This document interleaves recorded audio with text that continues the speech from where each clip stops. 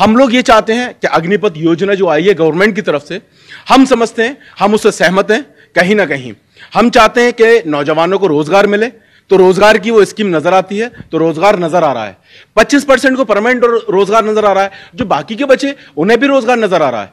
तो यहां रोजगार की लड़ाई थी, जो रोजगार की एक समस्या सुलझाने की कोशिश कर रही है हुकूमत, हम उसके फेवर में यहां खड़े हुए नजर आए। तरह से आगजनी मचाई गई है रेलवे के अंदर, गवर्नमेंट प्रॉपर्टी या पब्लिक प्रॉपर्टी या प्राइवेट प्रॉपर्टी को जिस तरह से नुकसान पहुंचाया गया है, हमें उम्मीद है और हमें पूरा विश्वास है योगी और मोदी जी की गवर्नमेंट पर। जिस तरह से आगजनी हुई, तोड़फोड़ हुई, तो हम समझते हैं योगी और मोदी जी की गवर्नमेंट इनको भी चिन्हित करके, इनके भी पोस्टर बाजारों में लगाकर, इनके भी पोस्टर सड़कों पर लगाकर, इनके भी पोस्टर घरों पर चिपकाकर, इनके ऊपर भी मुझे उम्मीद है बुलडोजर कार्रवाई होनी तय है। ये देश में जो अग्निपथ योजना का एहतजाज हो रहा है बिल्कुल गलत हो रहा है।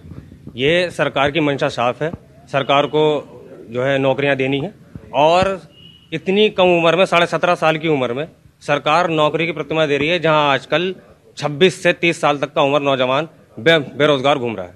दूसरी चीज ये है कि देश हित में काम करने का मौका मिलेगा, और जब तक हम ये रिटायरमेंट 22-23 साल का जो दिया है, 22-23 साल तक नौकरी का एज लिमिट ये फिक्स करी है, तो उसके बाद जो है एक इनकम जो होगी, सोर्स ऑफ इनकम उसके पास मौजूद होगी, और एक सैलरी उसकी बंधेगी, डिसिप्लिन वेल मैनेड में उसे रहने का तरीका सिखाया जाएगा, और सबसे बड़ी बात यह है कि हर 4.5 साल बाद नौकरी करने का मौका मिलेगा।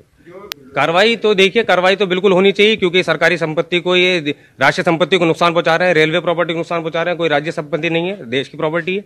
दूसरा ये है कि ये टेररिज्म को बढ़ावा दे रहे हैं, ये दंगाइयों को बढ़ावा दे रहे हैं, ये दंगा कर रहे हैं, ये सरकारी नौकरी में जाने लायक हैं, ये देश की सेवा करने लायक हैं, ये इस तरह की हरकतें कर रहे हैं, ये आर्मी में जाने लायक हैं, ये आंखजनी कर रहे हैं। देश की जो सेवा करने वाला आदमी होता है या इंसान होता है, वो देश के बॉर्डर पे सुरक्षा करेगा, और जो आदमी सरकारी संपत्ति को जला रहा है, जो देश की अखंडता और एकता में बाधा डाल रहा है, वो इंसान देश की सुरक्षा कैसे कर लेगा। हम आर्मी ज्वाइन करते हैं क्या पैसे के लिए? आर्मी ज्वाइन करते नहीं, हम देश की सेवा करते हैं बिना किसी पैसे के लालच के।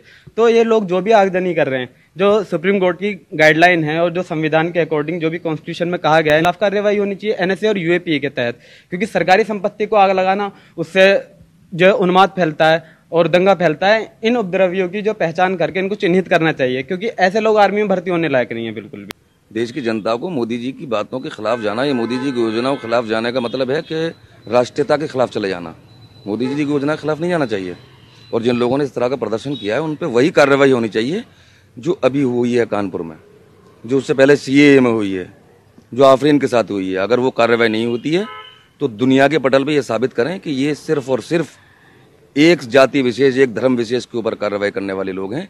ये राष्ट्र को राष्ट्र की तरह नहीं चला रहे हैं, बल्कि धर्म के एक पखवाड़े की तरह, एक अखाड़े की तरह चला रहे हैं।